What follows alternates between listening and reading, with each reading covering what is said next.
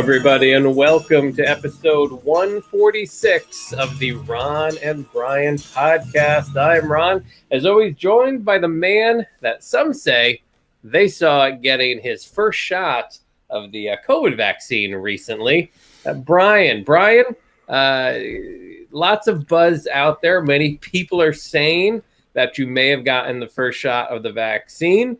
Any comment at this time to those people? Okay. I'm glad you brought this up.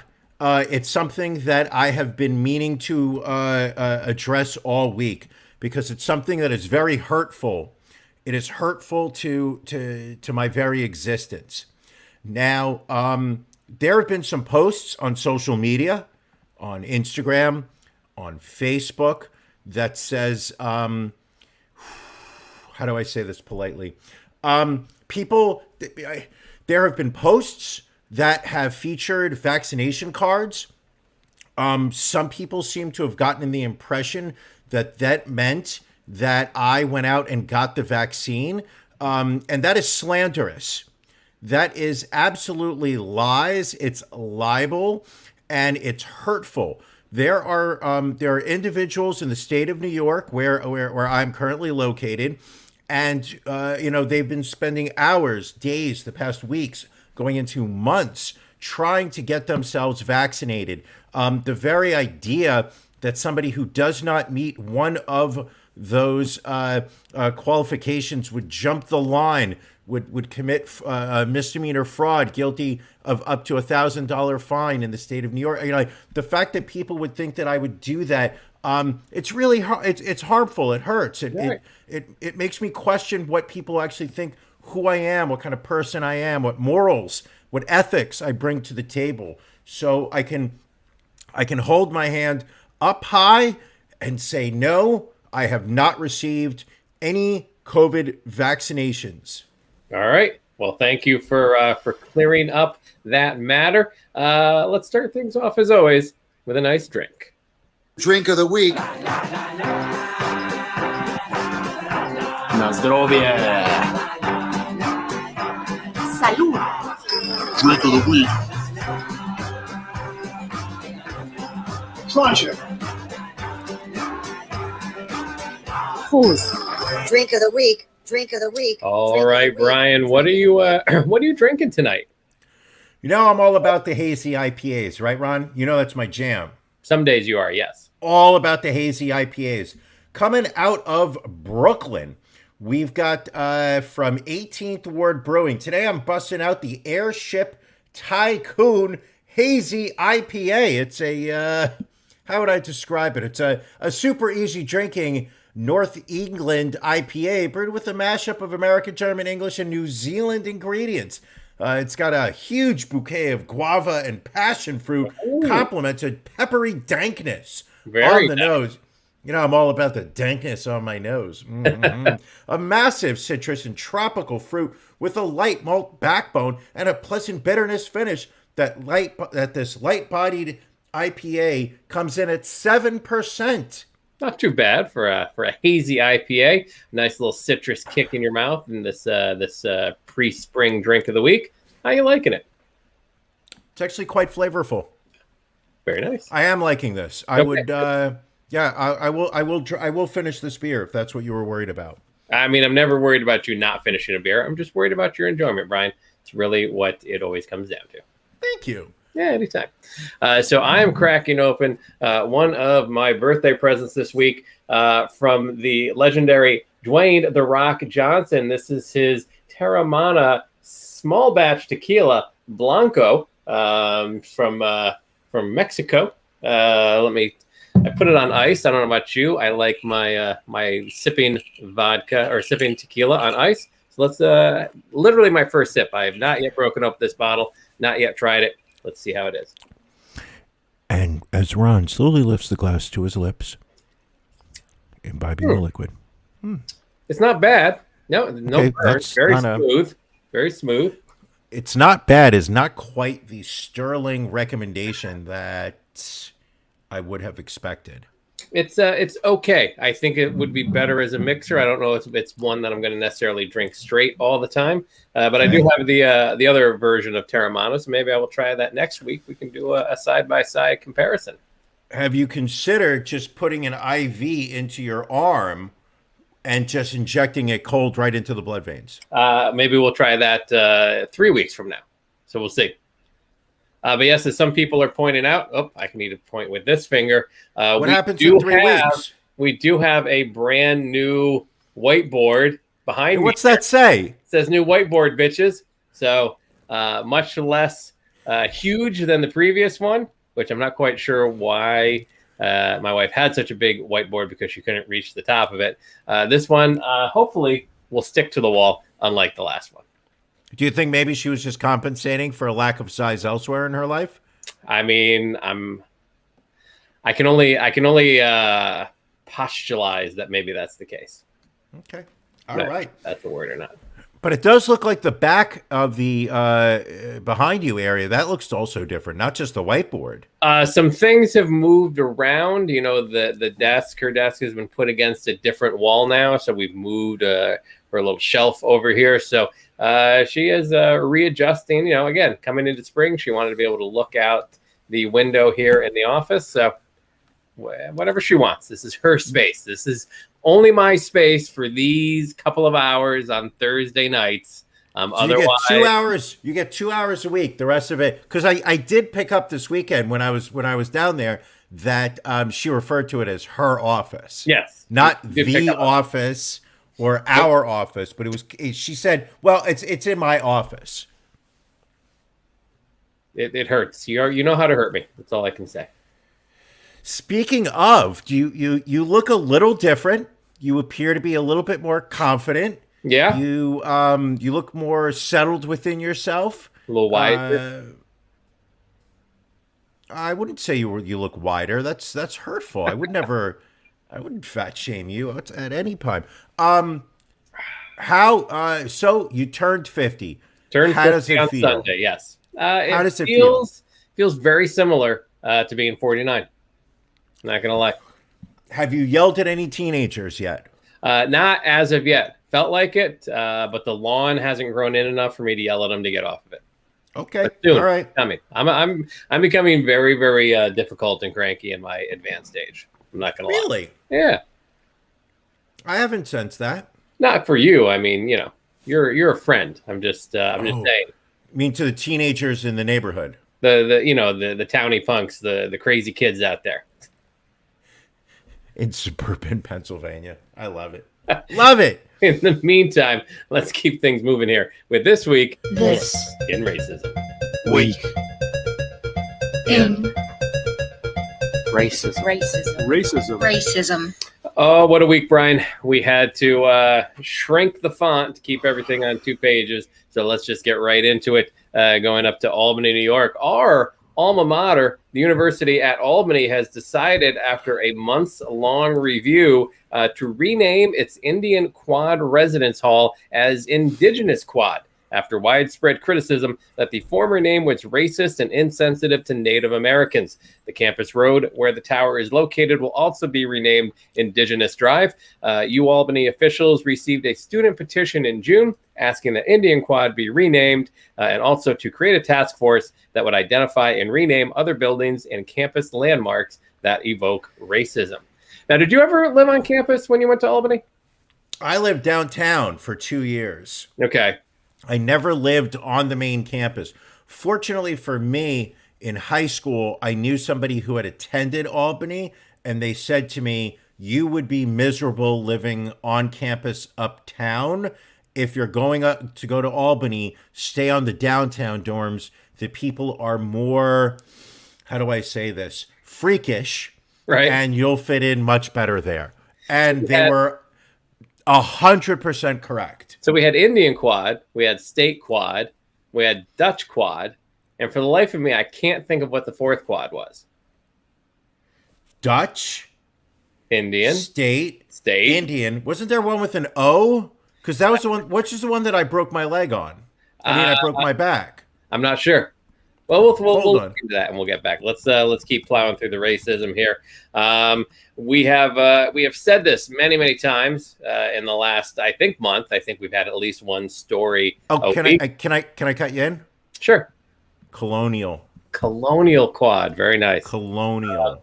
But so just a message to the high school teachers out there: you do not want to include slavery in your teaching, having your kids pretend to be slaves, masters, any of that.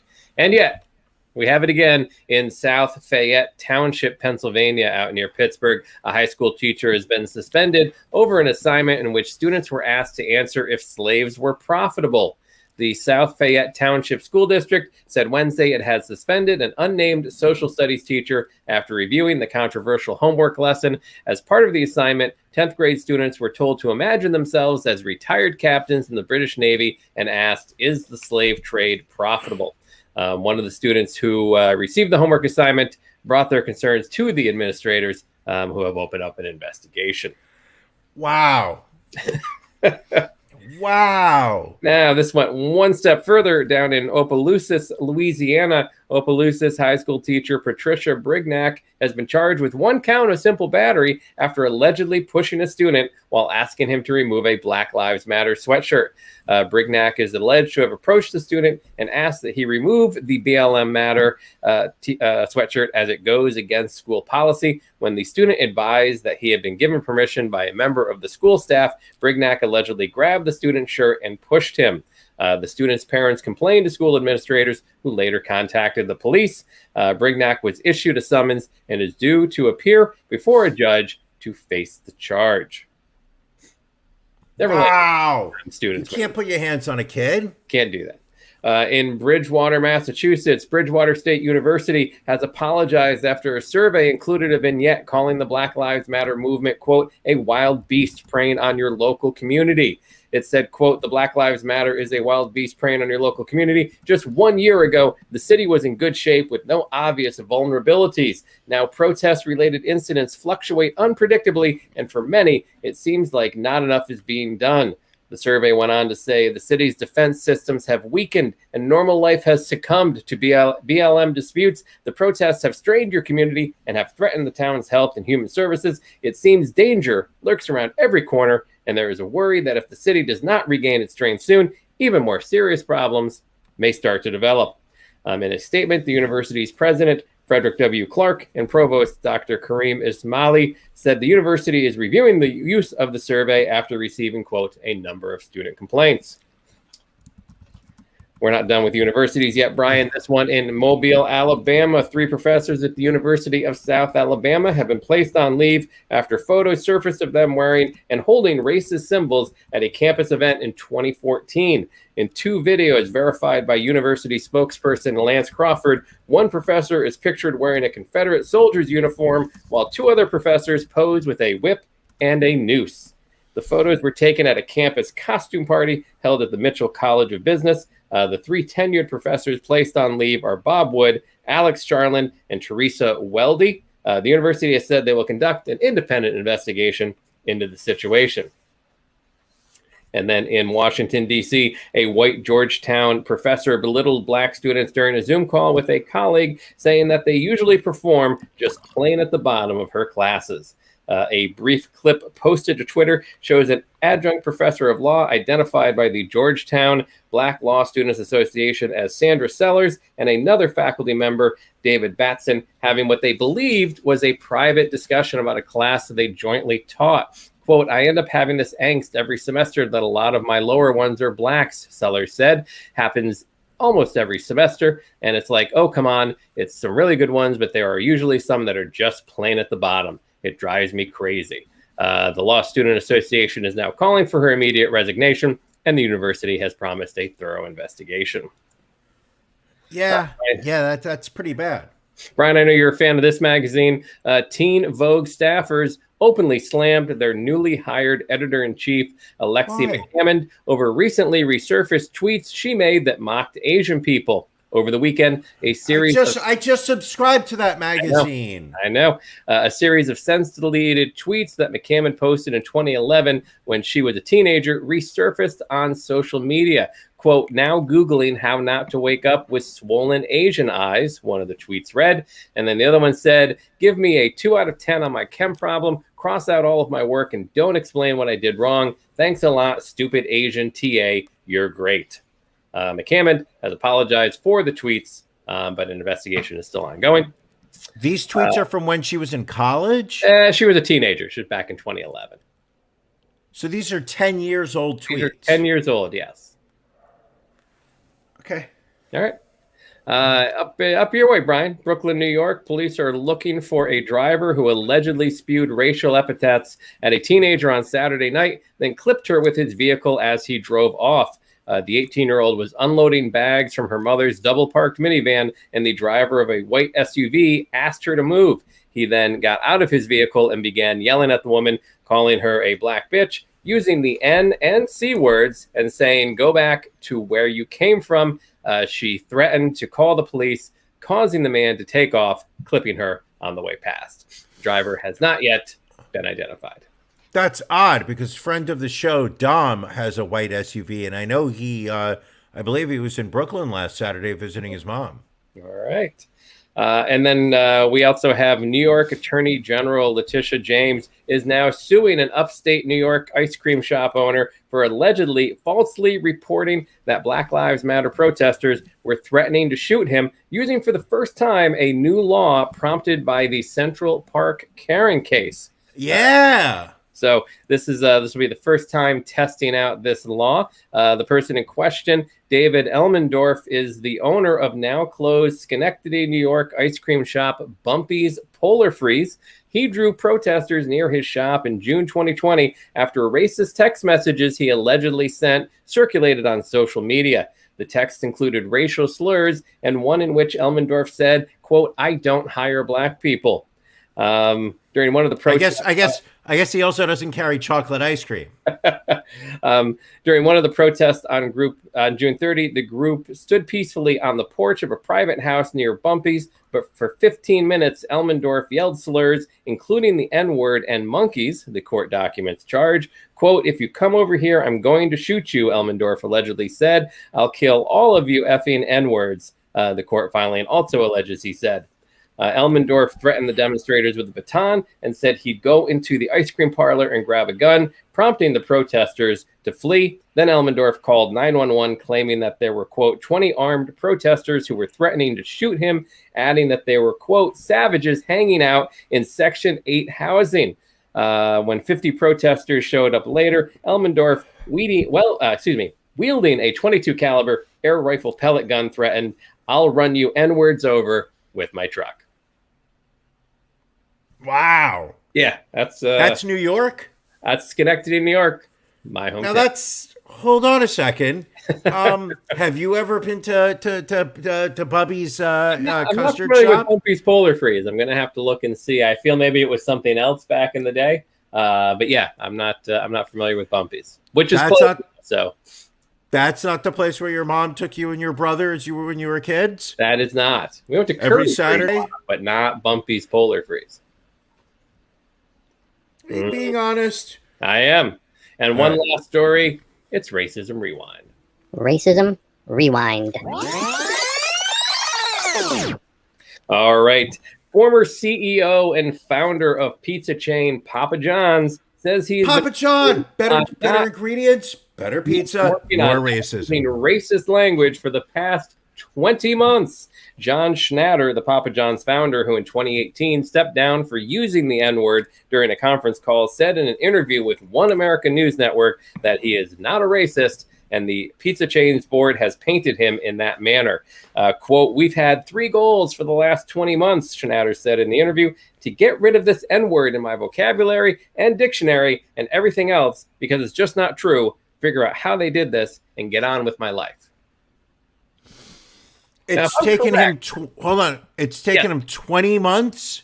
20 months it took for to him stop using the N-word. To get the N-word out of his vocabulary, and apparently he has a dictionary with the N-word in it, which I guess maybe is a special dictionary he had to hunt down and find. I believe it comes on the iPhone 12, not the iPhone 11. I think it's understood. It's one of the things Apple decided to include in the latest update. So that was this week in racism, Brian. Quite the week. That was sobering. I thought I felt like we got off onto a great shot. There was high energy, good vibes. It was all, and then I feel like we just got reminded that America is still a shithole. Well, and I love this country. Don't get me wrong, right. But there's so many problems. Well, let's see if we can bring it down further with Beef of the Week.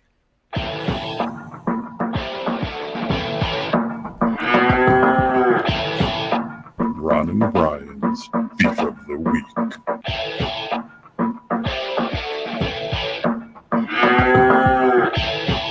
Brian, what's bothering you this week? Joe Biden. Really? Sleepy Joe Biden. I am furious. Okay, talk to me. Furious. Is it because you're not getting your stimmy? No. Okay. Nothing to do with stimmy. It has to do with the fact that today at 8 o'clock was a very special day. What's that? We knew we were going to be airing episode 146 today. Thursdays, 8 o'clock Eastern time. That is when we broadcast week in, week out, except for Christmas Eve when Ron likes to take a week off. Yes, apart from that time. Anyway, please continue. And what does Sleepy Joe do?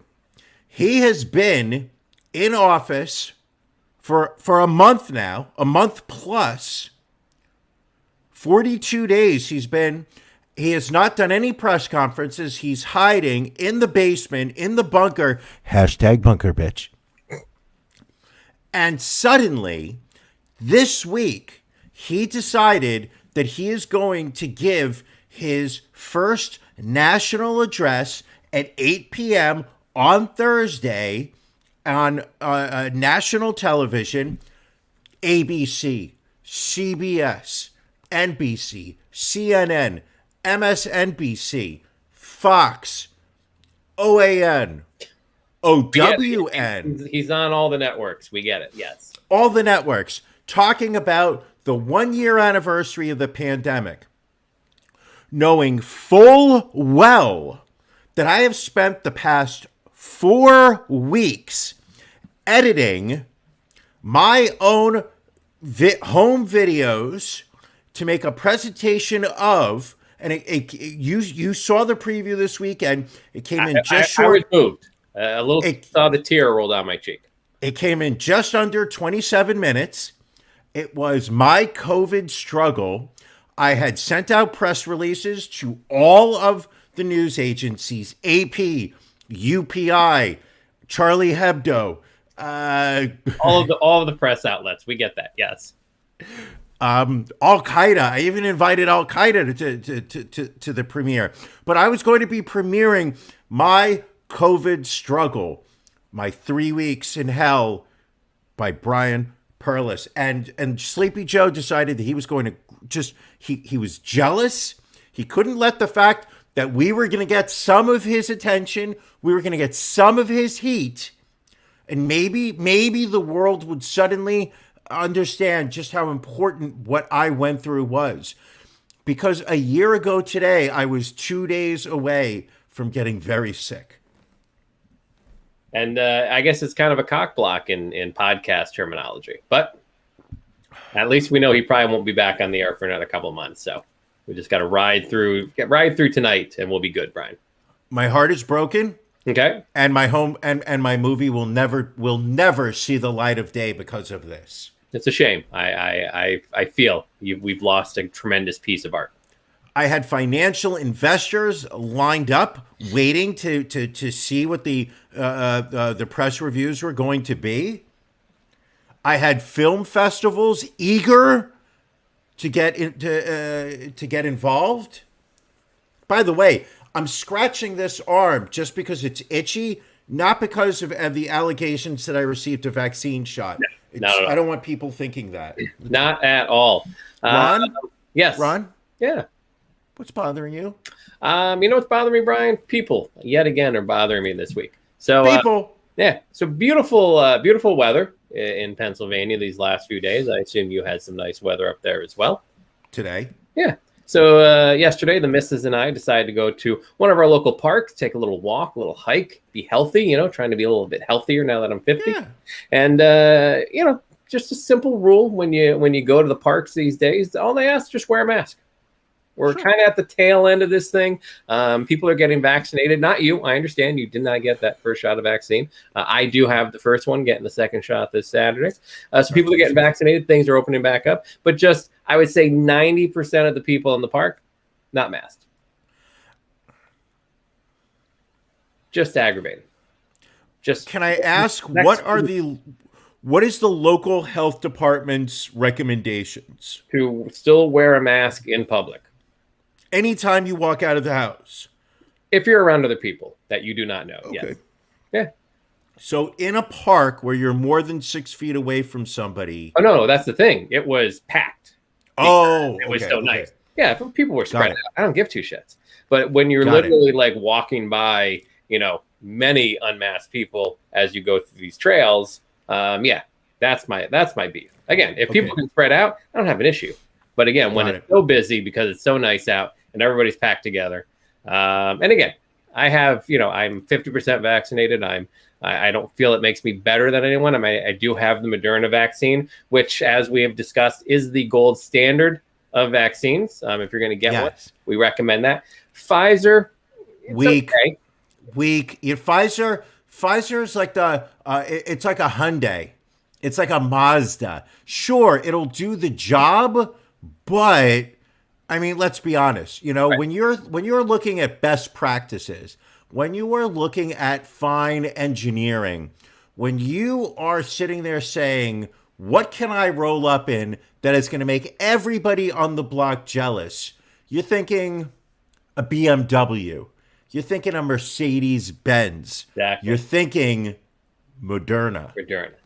Johnson & Johnson, I mean, sure. If you want the same people that make baby shampoo to make your vaccine, more power to you. We're not going to judge here on the Ron and Brian podcast. We're not going to vaccine shame.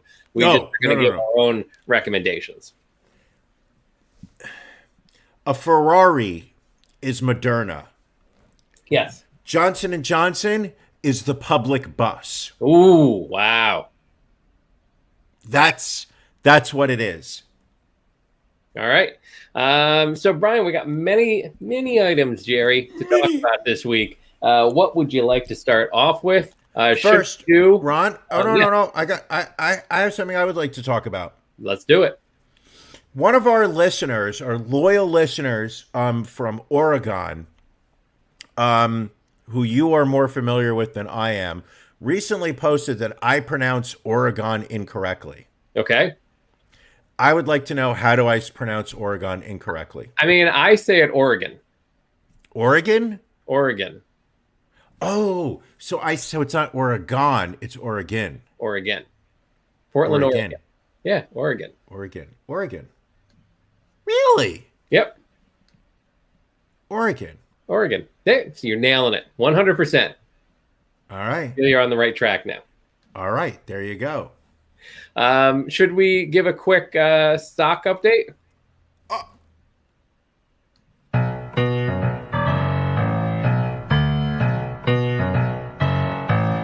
Stonks. All right. As you know, we are big in the stonk game. We did have two that we did want to point out to people. Brian, you had kind of said, if I was going to be getting out of certain stocks to let people know. And this is one that I think on one of our initial stonk segments we had talked about. This is Clover Health. Trading under CLOV. I had gotten in at $13.70. It has been a rough ride. It is closed today down at $8.77. A very rare Ron and Brian misfire. But what we... Ron, I can't even hear you right now.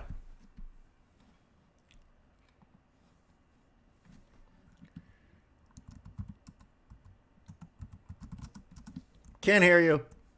Can you hear me? Can you hear me, Ron? Because I sure as shit can't hear you. Nope. I'm going to leave. I'm going to come back. All right? All right. How about now? Now I hear you perfectly. What happened there? All right. I can't hear you, though. You can't hear me, but I can hear you perfectly. So let me... One, chicky, 1, 1, 1, 2, 1, 2, 1, 2. Microphone check. Microphone cheeky check. Microphone check. Check. 1. And by the way, I'd like everybody to know, Ron has recommended multiple there we go. stocks. What? Oops, I'm sorry. back. That was weird. That was very weird. I don't know what happened just then, but I will stop hitting that button, whatever that was. So anyway, back to the stonk game. So yeah, Clove, you might want to get out if you got in. And then another one we recommended a while back, Torchlight Energy, traded under TRCH. We've got into that at $2.30. We've been waiting on some merger news from them. We feel the merger news is going to come out tomorrow. Stock has already started to run up, closed at $3.23 today. And we're going to see if we can get it up between $4 and $5. So I would say get out by end of day tomorrow. They do have an earnings call on Monday. So if you feel risky, you can hold it till Monday and see if that pushes it any higher. But I'm not feeling the earnings report is going to do much with the stock price. When are they announcing this merger? I'm not sure of the time. I don't know that they've set the press release just yet. Okay. So keep an eye out throughout the day. Maybe set yourself a little sell limit action. That is the weirdest thing. I heard my... Hold on. Yeah. Where, I think it had to do when you put up the bumper. I did. I hit the bumper and it went out, and then I don't know what happened. That was the weirdest thing. What do you think is a good sell limit? I'm going to see where it gets between 4 and 5. If I think it can make a run to 5, I'll hold. If it kind of starts dying out in between 4 and 5, I'll take my profits out. Okay. Is that good, Brian? Are you happy with that? Okay. I feel like you're very good at giving me the buy advice. I feel like when you say to me buy, the stock automatically goes up because it's hot. It's got a lot of attention. Then it slides down, and I don't feel like I get the, hey, you probably should just get out of this right now. I think it's going to get ugly. So I watch whatever profits I did get on the way up suddenly start to wind away. Now, aren't you the one who also sold Norwegian Cruise Lines? I did. Yep. Because you know why? Because my financial advisor said, that stock's not really doing very well. So if you needed to make some cash available, you could sell that stock. And here are some great stocks that you should put your money into. Should be more careful who you listen to, because that one closed up over $30 today. Motherfucker! I sold that shit at $23. $30.50. I'm holding that till now. I would keep an eye because it's been fluctuating, between $3 and $5. So I would keep an eye out, maybe get in on a dip. It goes down to like 27, 28 again. I love buying dips. I love buying dips. Buy the dips, not the rips. All right, that was stonk time. No.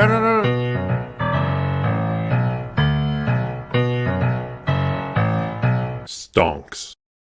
How do you do a stonk update without talking about Labor Smart?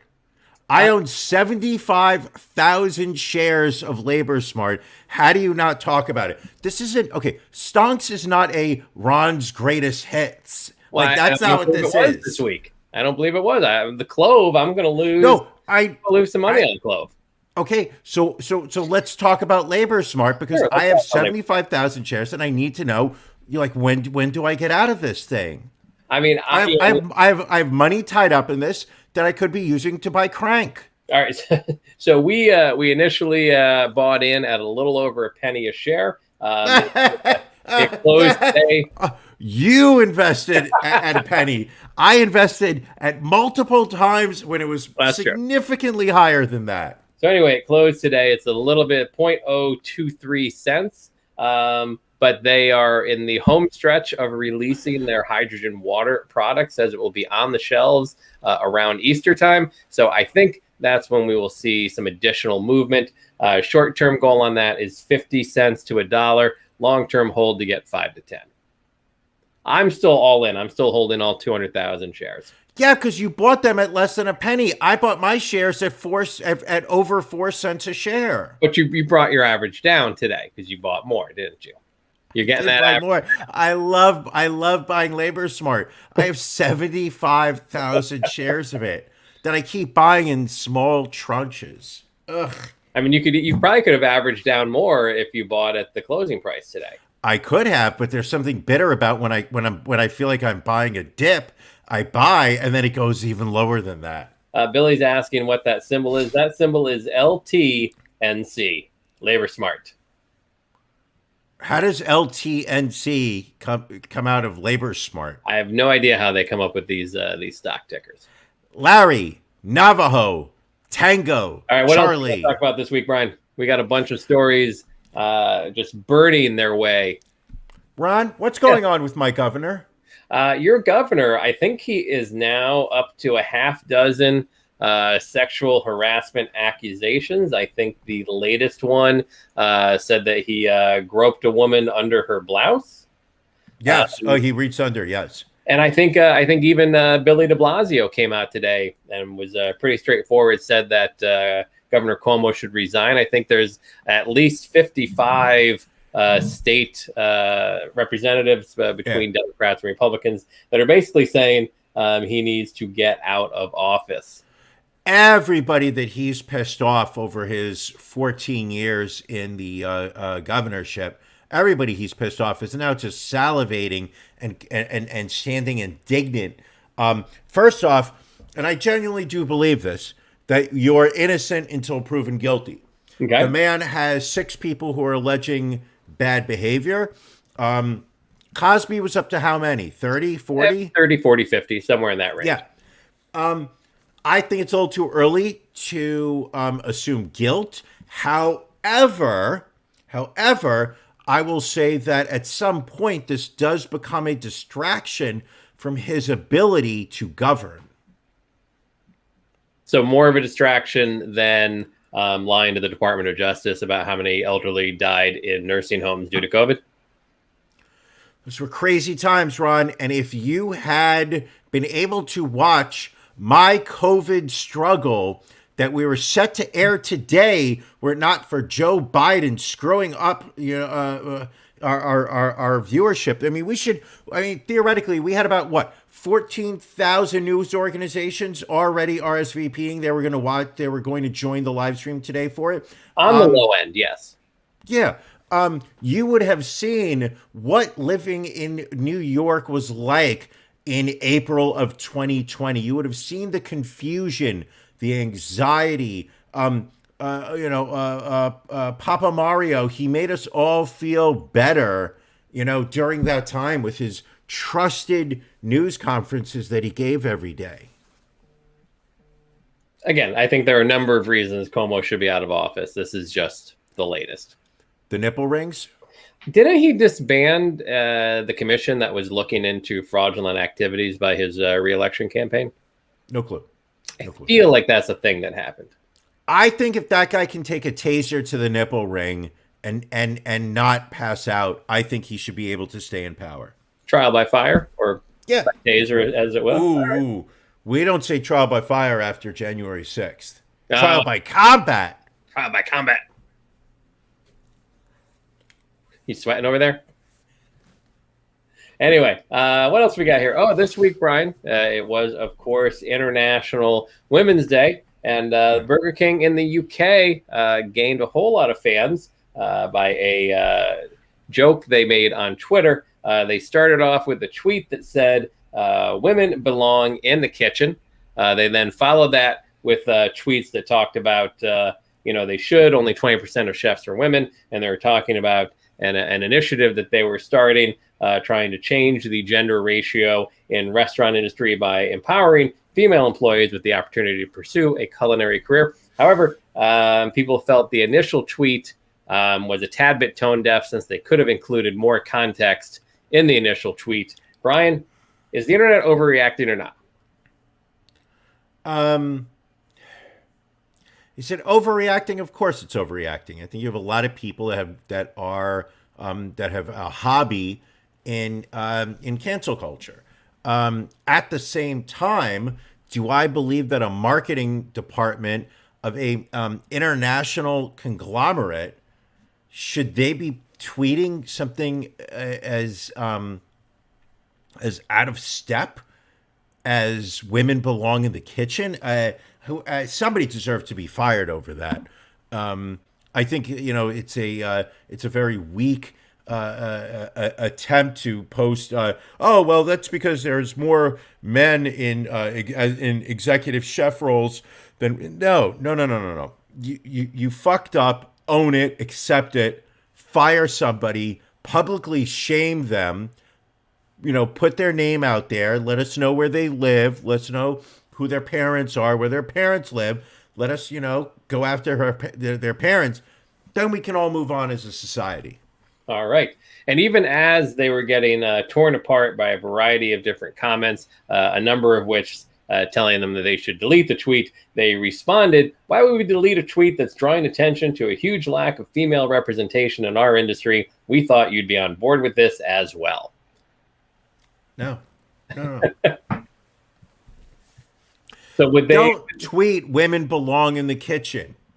So would that be considered part of our new segment of who was canceled this week? Yes, Burger King canceled. But we are canceling that, but that's not it. There were several cancels going on this week. First and foremost, Pepe Le Pew. Oh, everyone's favorite cartoon skunk, Pepe Le Pew, cut from Space Jam 2.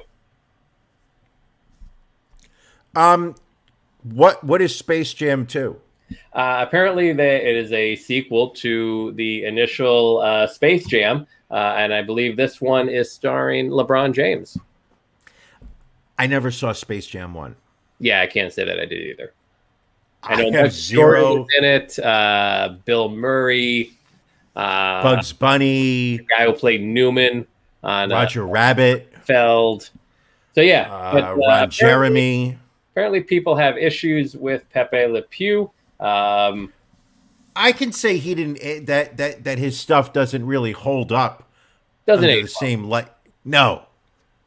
And maybe we can look back and say, hey, that was a teachable moment. Maybe it was just playing on a stereotype of men that were hyper aggressive at courting a lovely, beautiful woman. Well, I think it was, they were very much going after that stereotypical kind of French, romance guy that was in the rapist old days, rapist, if you will. But yeah, so Pepe Le Pew not in Space Jam. No plans to also have him in any future Looney Tunes or Warner Brothers television projects as well. So he's canceled. He is canceled. He is officially canceled. May I ask you a question, opinion-wise? Sure. Who's worse, Pepe Le Pew, Bill Cosby? Bill Cosby. I would agree with you there. Well, good. That's a good thing. I would agree with you on that. Sexually assaulted women versus a cartoon would be worse. Yes. But in Pepe Le Pew's, if you're looking at him, he planted the seed of thought into how many millions of boys that this was how you show attention to a woman. That may have led to more rapes than Bill Cosby. Maybe that can be your next major feature that you film. A little documentary into that. The transitions that I had, the story, I literally had storyboarded the entire 27 minutes. It was each scene I had mapped out. There was an arc. I was taking you on not just a story, but I was taking you on a feeling. Well, who else was canceled? An emotion. Besides Pepe Le Pew, besides your COVID film. Les Miles, now former football coach, Oh yeah, fuck this scumbag. Fuck him. So apparently there were a number of sexual harassment allegations from his time at LSU that came to light last week. Apparently way back in 2013, LSU commissioned some reports, and there was a situation apparently of him texting female students, making them feel uncomfortable, allegedly being alone with them in his condo, and then once kissing a student in his car, along with suggesting she accompany him to a hotel after saying he could help her career. Which is odd, because if I remember correctly, I did that to Scott Kingsley when we were in college. You did, and it was wrong then. And again, teachable moment. You didn't really know back then. I didn't know. Things were different. Now, again, question for you, because you are one of the wiser individuals I know. Do you feel his firing from Kansas has more to do with these sexual harassment allegations, which, according to Les Miles' lawyer, the University of Kansas was aware of previously and had vetted prior to hiring him? Or is the issue the fact that Les Miles had posted a 3-17 record in his 2 seasons at the University of Kansas? That's awful. That is an awful record. Again, not saying he shouldn't have been fired, but I feel like the University of Kansas took this as a way to get out of his contract without, I'm sure, some big payout that he would have been due. You know what? Fuck University of Kansas for hiring the guy. But you know what? You got to give him a little bit of credit. Never let a opportunity go without using it to your advantage. There you go. And also canceled, apparently, the book that Andrew Cuomo wrote about the coronavirus has been paused by the publisher due to the federal probe into the state's handling of coronavirus in nursing homes. So again, not so should I delete the claims, but pausing it because he may have killed a whole lot of old people on his watch. So should I delete the reviewer's copy that we have? We do have an EPUB that we were provided by the publisher when they were promoting the book's release. What should I do? Solidarity, I think it just makes sense that you would have to do that. See, what I was thinking about doing was taking the EPUB file and picking up its blouse and sliding my hand. Stop you right there. I'm sure wherever you're going is not a good place. So, Brian, a few months back, I want to say it was last year, we had covered the story over in France about French history teacher Samuel Pepe Le Pew? Pepe Le Pew? Samuel Paty, who had been beheaded by a Muslim who was apparently upset. Yeah, and he deserved it. That teacher deserved it. I'm sorry. But if I remember correctly, and Ron, tell me if I'm wrong, this was the teacher who had Muslim students in his class, religious Muslim students, and he sat there and said to them, hey, tomorrow I'm going to be showing you drawings of Muhammad. Yeah, Muhammad. I was going to say Allah. No, it was Muhammad. And he said, tomorrow I want everybody to come in. I'm going to be showing you drawings of Muhammad, which is considered a cardinal sin in the Islamic religion. Yes. And he knew that what he was doing was blasphemous to some of his students. I could not think of anything more damaging to me as a Muslim student than to walk into the sanctity, the safety of my classroom and have my teacher say to me, I am going to take your religion and I'm going to stomp all over it with my insensitivities and whatnot. You know what? Murder is never acceptable, but in this case, based on the teacher's actions, I have to say I understand where it's coming from. Ron, I don't want to what's cut the you update? off. The update is that a French schoolgirl has now admitted to spreading false claims about that teacher prior to him being murdered. What? Yes, the girl whose complaints sparked an online campaign against Paty has now admitted that she wasn't even in the class on the day in question. She originally told her father, kind of as you said, the teacher had asked Muslim students to leave the classroom while he showed the cartoon during a class on free speech and blasphemy. So she and her father are now facing charges. Obviously, a very tragic story, turned even more tragic when it turns out that it was based off of a lie. So you're saying he didn't show? We don't know whether it was all a lie? It would appear that way. So the girl has. It was all a lie. I used to. Whatever. Never mind. I was going to do a Biggie reference, but never. The girl has been charged with slander while her father was arrested on suspicion of being complicit in a terrorist killing. Wow. I know. That is awful. A very horrible follow-up to that story there. But I do have I think a very important question for you, Brian. Brian, what are you watching? Ooh. I feel like we should have a bumper for this. You think? I might be able to get it taken care of for you real quick. Please tell me. Alrighty. So this week we had a couple things. First off, I saw part 3 of Woody versus Mia on HBO Plus Max. HBO Max, yes. HBO Max.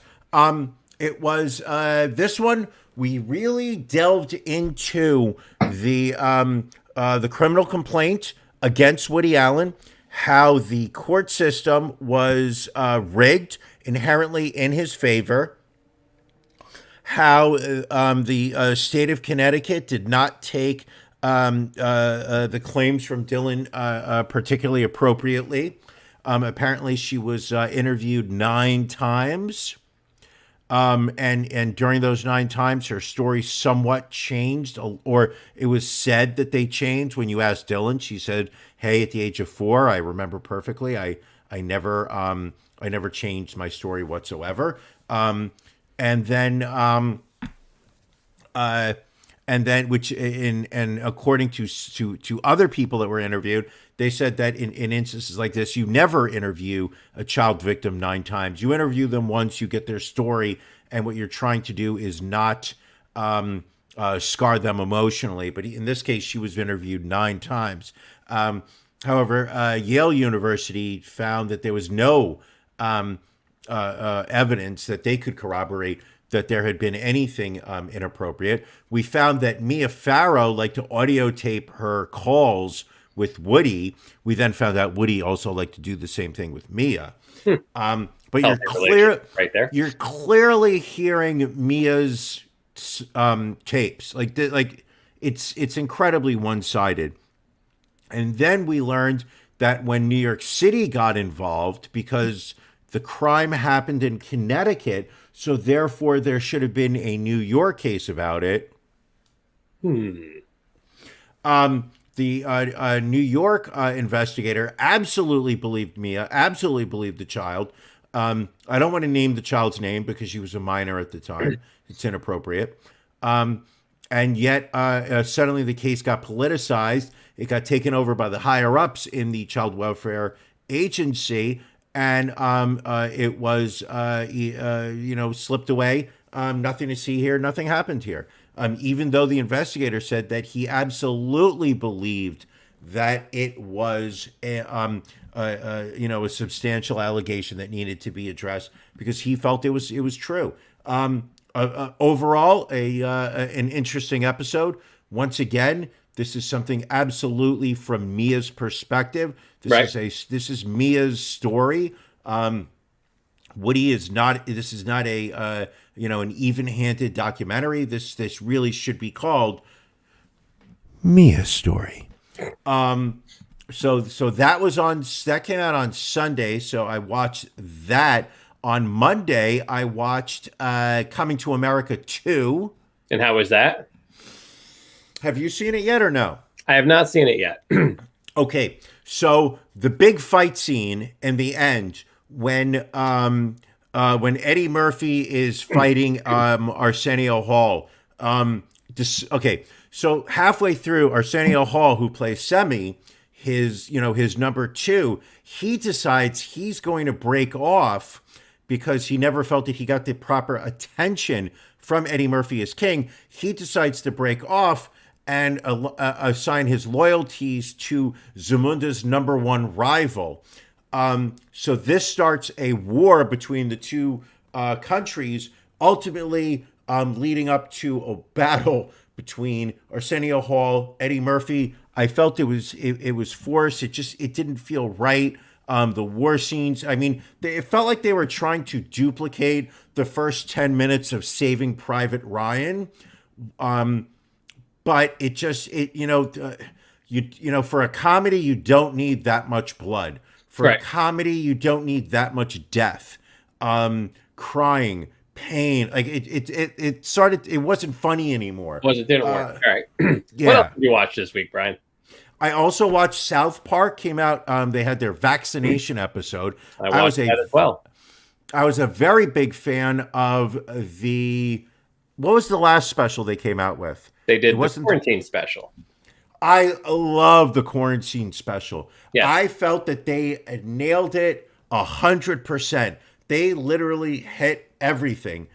Whereas this vaccination special, I genuinely felt just missed the mark. It was weak. It was a couple of one-note jokes about not being able to get the vaccine and QAnon, and just I was not a fan. I watched it in the hopes that it would somehow get better by the end, and it didn't. It did not. No. How do you have all that time to write an episode? Like, these people used to knock out an episode in a week. Yeah, I'm not quite sure. You know what I'm watching, Brian? Ron? Yes. What are you watching? So I have started to watch on Apple TV a show called WandaVision? For All Mankind. Apparently in its second season. We're just in its first season right now. So this takes place in an alternate reality where the Russians win the space race in the late 1960s. They make it to the moon first. And so the space race continues between the two countries. They build bases on the moon. So it's okay. It's very slow paced. But I'm not 8 episodes into the first season. And Is it a drama? Is it a drama? What is the? Yes, it's a drama. Do you think I would like it? Because that sounds like something up my alley. Possibly. The only thing I don't like about it, like I like the science fiction and an alternate history aspect of it, but they throw a lot of like family drama in it because all the astronauts have families, obviously, and everything else. So that drags it down. But overall, it's a decent show, worth checking out. Yeah, I get it. You get it? I may check it out. I just pulled it up. I think I'm gonna try it. All right. Also, we had a couple of celebrity obituaries. I guess celebrity obituaries this week. First off, this was a tough one. I know you and I were both kind of hurt by this loss. Tony Hendra, a British humorist, best known for being in This Is Spinal Tap, passing away at the age of 79. We've got a photo of Tony right there so you can recognize. He was, I guess, the tour manager for Spinal Tap, the one responsible for the very small Stonehenge on the concert tour. But it was so many. He tried to get, he was struggling to get the hotel rooms in that one hotel. Yep. So he passed away in Yonkers. Last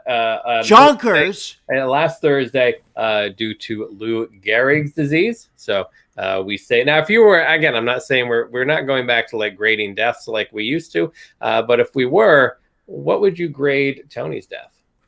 In the grand scheme of life, he gets a C-. In my world, I would go C+. All right. And then Louis Ottens, the Dutch engineer credited with inventing the audio cassette tape, has passed away at the age of 94.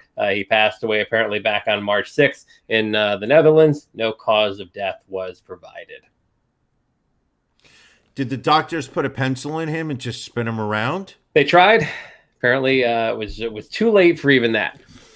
And don't get me wrong, that joke is going to be made on 1,000 podcasts this week. I can absolutely guarantee it. The funnier part is the age break where we're going to have listeners that have no idea what that joke is referring to. Yeah. Yeah. Well, that fortunately we have nobody under the age of 35, so I imagine everybody's familiar with that. But yeah, I do. First off, Cassettes Sucked. They did, yes. What they basically do, I mean, the benefit of cassettes was that they took a large vinyl 12 by 12 and converted it into a portable format. Right. You could carry a cassette player with you easily. The quality was so poor. You would buy a cassette, you would listen to it, and after 3 or 4 times, you could already hear a degradation. That's right, people. It's been a long day. But I still know how to come up with the word degradation. But there was such the quality had worsened so much. And then, heaven forbid, you made a copy of that audio cassette, and it literally sounded like you would put your ear in the pool and you were playing music through the bottom of that water. There you go. Well, we can't blame him for that, but rest in peace. I like it, Ron, when I've bored you to death, because you literally just like pause and go, well, there you go. There you go. Well, there it is. Also, real quick, we know Joe Biden tried to steal our thunder, so we'll steal some of his. If you didn't watch him, he is now asking all states to open up availability to vaccines for all adults by May 1st. Again, this is not a guarantee that enough vaccine will be available, but as far as all these phases and everything else, everyone who is not in a current phase eligible to get the vaccine, he is asking the states to allow them availability by May 1, with the hopes he has set a timeline of July 4th, Independence Day, as a set date for us to really start to try and return things back to normal. So you're saying realistically, I should be able to get a vaccine by May 1st? I'm saying you should be eligible to get a vaccine by May 1st. If you are not in a current eligibility group, you should I'm not. be eligible by May 1st. I'm not a healthcare worker. I'm not a first responder. I'm not an essential employee. I don't work in a restaurant. I'm not a forward-facing customer service role. So what you're saying is you're not eligible. I don't have an underlying health condition. No, what I'm saying is that I am not eligible in New York State, despite what people have accused me of over the past week, Correct. Stating that they believe I have received a vaccination shot, which I have not. So also, Brian, I know we were talking up Moderna earlier. I suppose we would be remiss if we did not mention this story coming out of Utah, where a 39-year-old single mother with no underlying medical conditions died 4 days after receiving her second dose of the Moderna COVID-19 vaccine. And this is top news on the New York Post. The New York Post is all over this story. Fuck the New York Post. Ron, I have a question for you. When you received your Moderna shot, because I can't answer for myself because I'm not eligible in my state, Correct. But you have received your Moderna shot. At any point, did you feel that your life was at jeopardy? I did not, no. I had a sore arm for a couple of days, but that was it. Yeah, but that was from the excessive masturbating that you were doing at the time. Because you're like, oh, I got a shot. And you were like, oh, my arm is so sore. And lastly, Brian, are you familiar with the dating app Coffee Meets Bagel?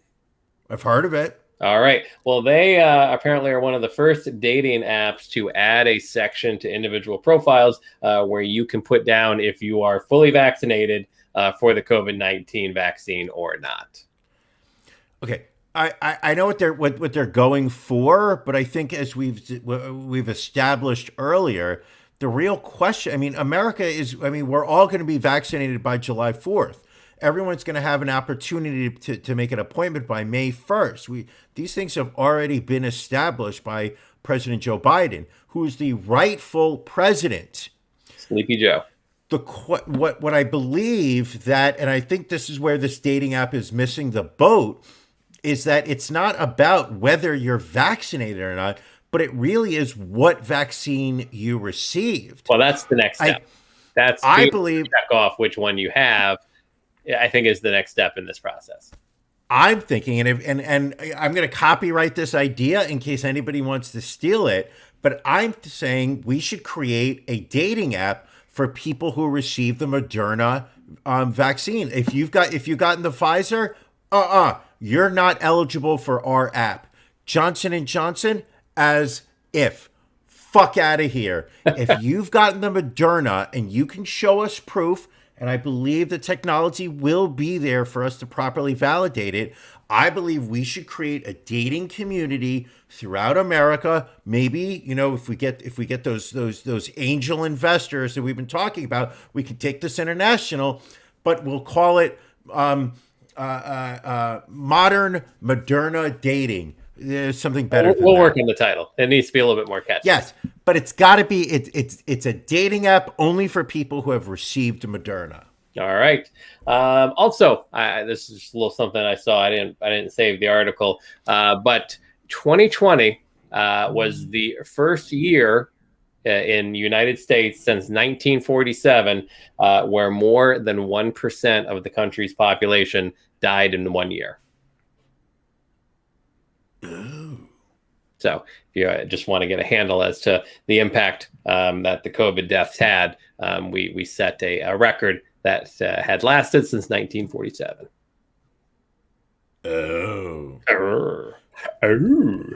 That's I didn't hear about it that way. Yeah, I never thought of that's bad. And our life expectancy shortened by a year. But that's okay. Life expectancy, I think, is overrated. Who wants to get old? I think quality of, you want to get old because you already are old. I'm already there. Exactly. Yeah. All right. Well, thanks to everyone for joining us. This is our usual time where we will plug ronandbrianpodcast.com. Lots of great merch on the site. You can also click and become a patron and join us for our Ron and Brian After Dark, which starts in about 24 minutes. So be sure to sign up. And also, apparently a new thing on Apple Podcast. They're going to be making a change in the next few weeks where you will not actually subscribe to a podcast. You will follow a podcast. So please follow us on Apple Podcasts or subscribe wherever else you get fine podcasting entertainment. Follow, rate, and review. Follow, rate, and review. Doesn't roll off the tongue as well. No. But what are you going to do? Anything else this week, Brian? Are we ready to roll on out and prepare for After Dark? I think we got After Dark. I've got some lube I need to go warm up. All right. Sounds like a hell of a night ahead of us. Thank you for joining us, everybody. We'll catch you again next week.